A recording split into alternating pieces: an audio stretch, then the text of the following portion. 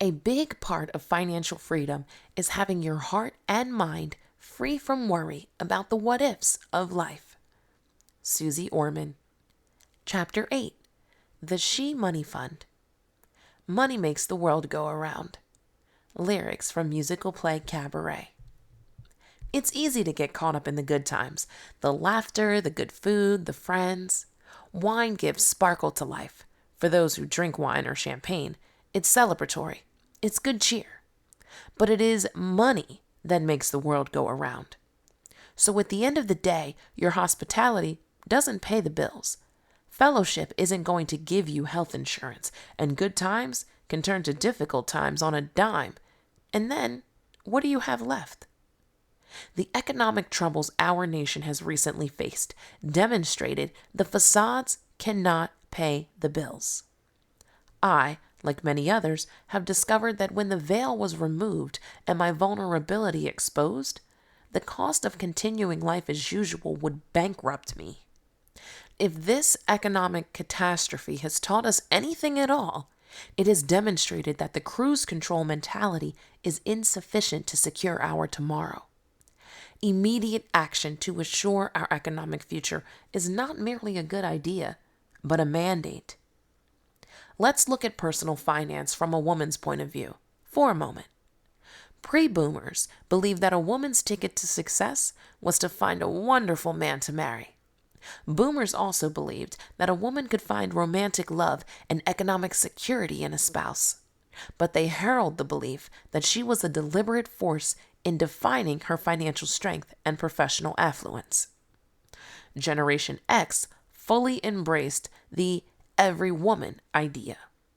As such, these women have methodically planned their lives, assuming massive educational debt, securing homes, purchasing automobiles, joining clubs, and positioning children in great private schools, all while having massages, manicures, and highlights.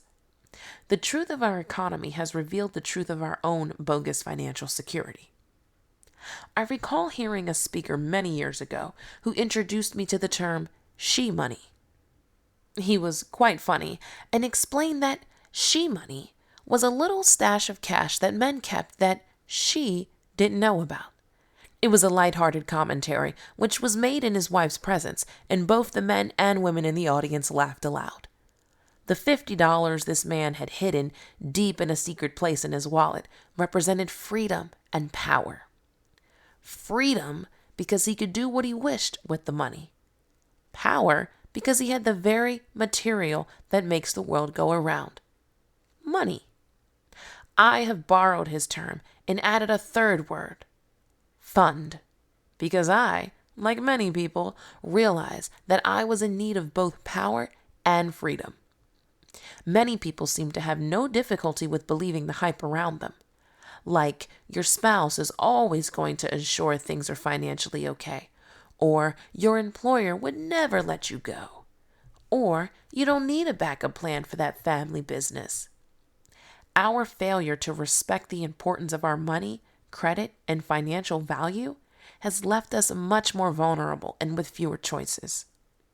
It further paralyzes us when we desperately need to make a big move because we lack the resources to do it. In order to change your power and change your circumstances, you have to start somewhere. Make a decision to open a savings account. Some banks allow you to round up your debit card transactions, and the change goes into a savings account. That's another great way to save. If you don't have enough money to open an account, just begin at home with a jar, like many of our grandparents did. The jar can contain coins or dollars. Just begin with whatever you have. First, $25, then $50, then it grows to $500. I'm telling you, there is nothing more powerful than knowing that you have money, even just a little, to do as you wish. It's a little like that child who has a piece of candy that someone gave him and he's hiding it in his pocket. He has a small smirk on his face because no one knows about it. It's just his, and he'll save it for just the right time, and it will be oh so sweet. That's what having money is like. You may start out small, but simply knowing it's there is just enough to make you smile inside. And at just the right time, when you pull it out, oh, so sweet. Be honest with yourself. If you cannot be trusted to save your own money, then give it to a trustworthy friend. Put it in an account where you don't have ATM access. I had an aunt who told me when I was quite young to give her a little money each week. $10, $25, and she would hold it for me. I did just that. Sometimes I'd mail it. Sometimes I'd hand it to her. When I made a big move to Atlanta from Massachusetts at the age of 23, I asked her for the money I'd given her. She replied, "What money?" I told her, "The money I've been giving you every week for the past year or so." She claimed she didn't know what I was talking about. I was annoyed, but didn't let it bother me. Once in Atlanta, I depleted my retirement from my previous state employment and began taking cash advances on my credit cards to live. Shortly thereafter, I landed a job and then an apartment. I went home to visit over the holidays, and my aunt went to her attic to give me towels and other household necessities for my apartment. She then handed me a check for the total amount of the cash I had given her, plus interest. She smiled at me and said, "I told you I wasn't going to give it back to you."